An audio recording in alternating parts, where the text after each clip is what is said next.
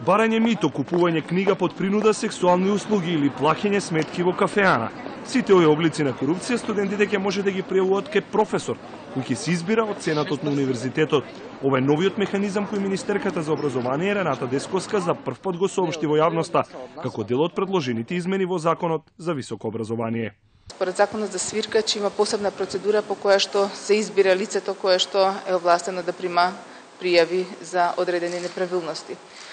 Според законот за високо е замислено посебно лице кое што ќе биде за пријавување на корупција на универзитетите и целта ќе биде тоа лице да може да прима пријави кои што се подпишани, но и пријави кои што се анонимни, ќе му се создадат потоа со подзаконските акти на универзитетите, процедури за делување на ова лице и за доставување на тие пријави.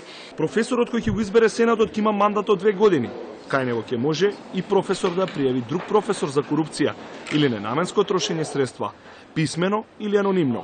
Иако веќе постојат 2 механизми каде може да се пријави корупција на факултетите, таа се уште е присутна, а за неа секогаш се молчи, вели ректорот на Универзитетот Свети Кирил и Методи Никола Јанкуловски.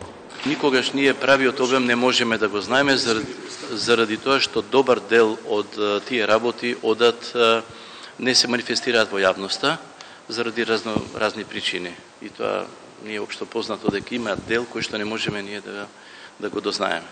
Јанкуловски и останатите ректори на универзитетите ширум земјата, потпишувајќи ја декларацијата за универзитет без корупција, се обврзаа дека на студентите ќе има возможност високо образование без корупција.